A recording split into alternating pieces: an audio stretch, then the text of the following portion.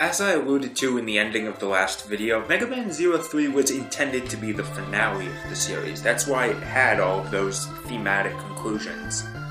But Capcom wanted another game, and they left the plot point of Dr. Vile being alive and free, so another year, another Zero game. It's not usually a good sign when Capcom forces another Mega Man game in a series that was meant to be over, but how did it work out?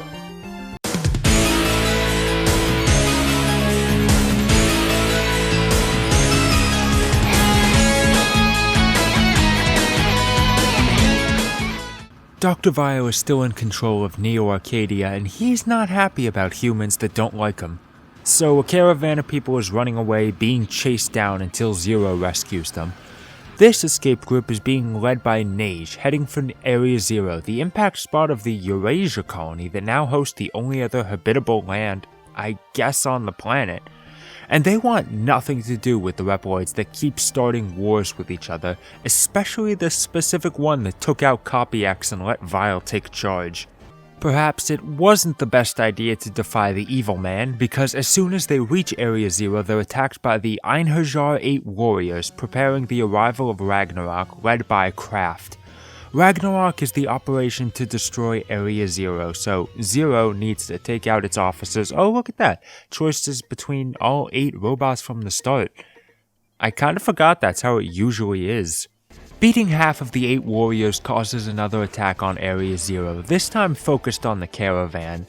Zero saves them, not that they appreciate it, but can't find Neige until after a fight with Kraft.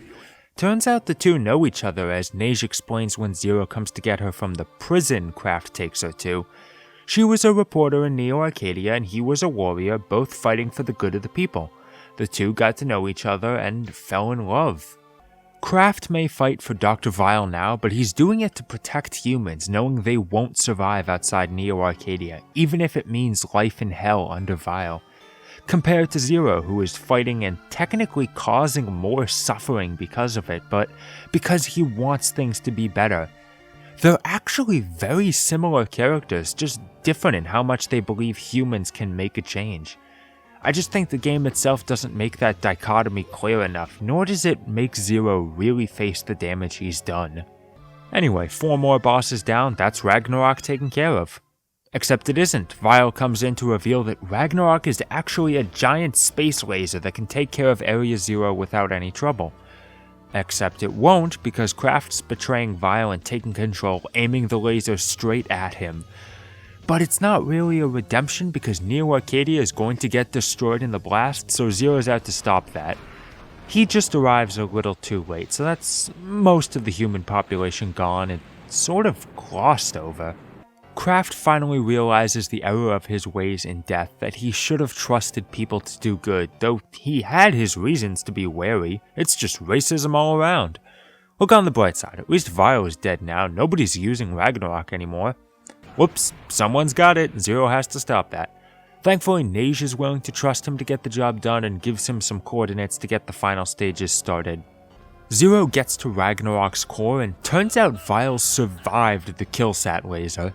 When he was banished a century ago, he was given a suit to make him immortal so he could watch humanity thrive without him. Maybe not the smartest idea to only give the evil man immortality. So the first phase of the fight isn't really important. Now Ragnarok is crashing down and Vile fusing with the station is keeping him there. Vile may be immortal, but Ragnarok ain't, so it's destructible. The laser breaks apart, burns up in the atmosphere, and no sign from Zero. But CL believes he'll come back, probably hide himself to repair himself. Oh. Well, at least his sacrifice brought humans and Reploids together. Yeah, that wasn't so bad. Much less happened this time. There was no history to deal with, much simpler. That may sound like it makes it a lesser story than 03. You can make that argument, but I'd say it measures up. This is definitely the best character writing. Now that the story focuses mostly on a new cast, it's got the seeds of great motivations, foils, and consequences that just aren't explored enough. And it's helped by the best translation the series has seen. No longer does the dialogue sound awkward and forced now that there's more room for lines. This is the first time in this timeline that gives us insight into the humans and how they view the robots. I don't blame them for hating Reploids, what with the near-constant 100 years in fighting, including the Elf Wars that wiped out 60% of the human population. But these fights had humans at the cause, so I get why they resent humans as well. This was a point that the X series missed out on considerably, so it's good to finally see the relationship dealt with. Some very close relationships. Don't date robots! Brought to you by Space Pope. I can make up the lost time with the rest of the review subjects because we're looking at the biggest changes now. Is that a good thing? Well, in terms of presentation, we've definitely got an upgrade. It feels like there was a boost in production value. I think the instruments got a boost in quality, the higher quantity of voice clips certainly did, and there's definitely brighter colors now. The method of gaining EX skills has been changed. Each of the 8 warrior stages have 2 versions determined by the weather. This can be changed at will on the stage select screen, and completing the harder version of the stage nets the EX skill. It's handy. Players can select the easier version of the level if they want a more comfortable time, but getting all the EX skills also isn't a maddening process. This change also means that rankings are entirely worthless this time around. I'm not complaining. It's the probable reason EX skills have been made so easy to obtain that bothers me. See, elemental chips have been entirely removed. If you need to use an elemental attack, you need to use that EX skill, similar to the weapon Zero got from X4. For something like Fire, whose attacks are easy to use, it's limiting but not unworkable. For Electricity, whose attacks are worthless, your fight just got a whole lot harder. Listen, I liked using the charged Saber Slash. Why chain the player down? The other types of chips from 03 return, but they're handled differently now. 03 gave most of them out for beating a boss, while a few others were hidden in secret discs. Now that secret discs are gone, I get that there are too many types of chips to be stage rewards. Now they're constructed through crafting. Each enemy has a type of part associated with them, and killing that enemy may drop that part. Combine parts with servo to make a chip. It seems like a fine system, but it's got issues. First, maybe it's my bad luck, but the drop rate is really low. Second, how do you know what items to combine? Well, a couple characters might give a recipe if you talk to them, but only a few. Besides that, experiment or use a guide. And if you combine items that don't result in a chip, all you get is trash! Once again, the rod weapon got changed, this time into the Z-Knuckle. Kill an enemy with it and Zero will steal their weapon. It's nice to finally have an easy way to deal with shield enemies, and I imagine there can be good use to the weapons you steal. I just don't tend to use them unless they're mandatory. I'm just not the experimental type. I mentioned I usually stick to the Buster in classic Mega Man or X. I do kinda wish the shield boomerang stuck around. I know I didn't use it often, but I felt it was getting slowly more useful. So, how many other mechanics can we change? Cyber Elves, a system I thought worked perfectly fine in 03. Now there's only one elf that can have multiple abilities.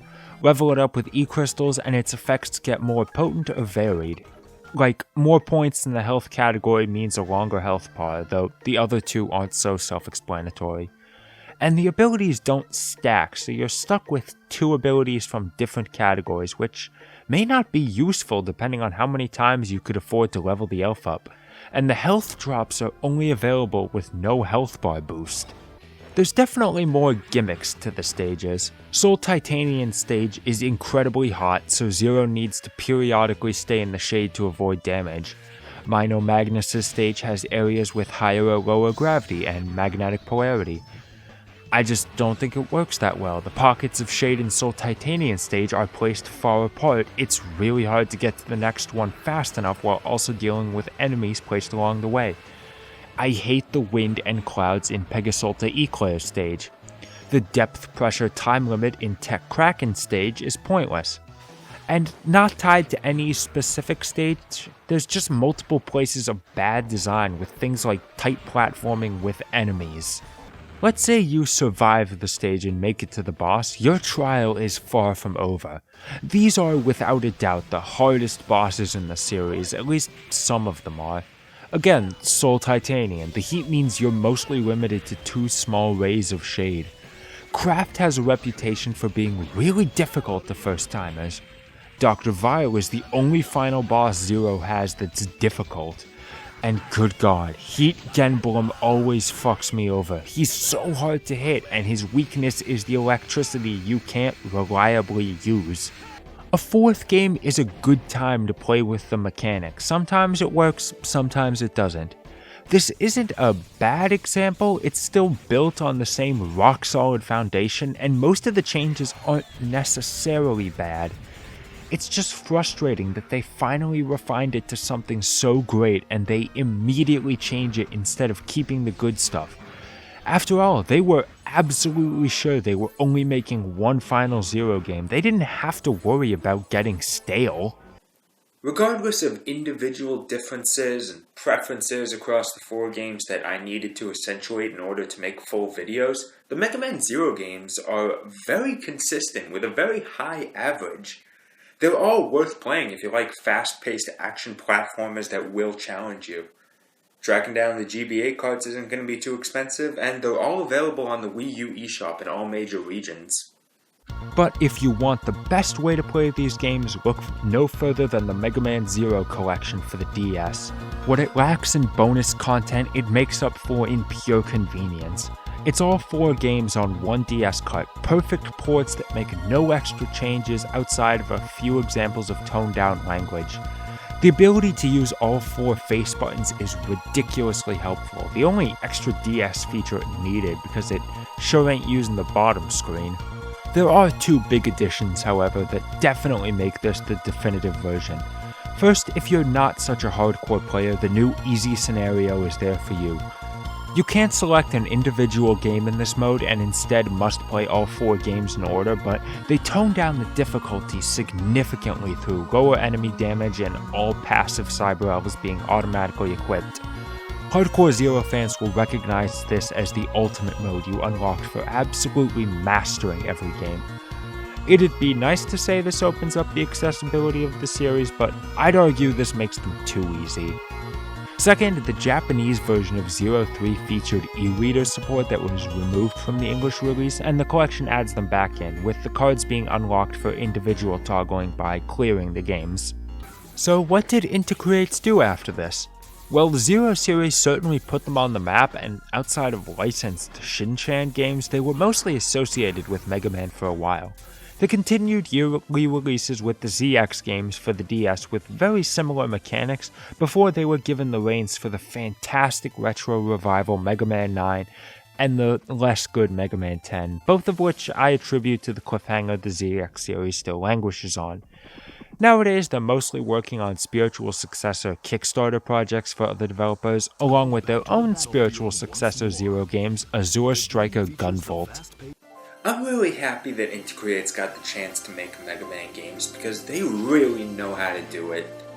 Granted, I'm not the biggest fan of Mega Man 10 and Mighty No. 9 speaks for itself, but they've got the difficulty, design, story, all that down pat. It's not often that I would recommend an entire developer catalog, but if Inti Creates makes a Mega Man styled game, it's probably worth the investment because they've yet to lead me astray. Okay, just ending this with a bit of an unscripted thing. I'm going to be taking a bit of a break from the reviews for a while. I've sort of gotten burned out on the editing process around the Zero 2 review, so I was sticking it out until the end of the marathon, but now I'm ready. I'm just taking a bit of a break. Also, I'm hoping this times out correctly because either right after I finish this review or at the same time, somewhere close to it, Zelda Breath of the Wild is coming out. I'm excited for that, and I'd like one last responsibility so I can focus on playing it. And also, I want to spend the time putting the preparations on another project that I want to do. So I'm hoping it'll be good. It's going to take a bit of work, but look forward to it.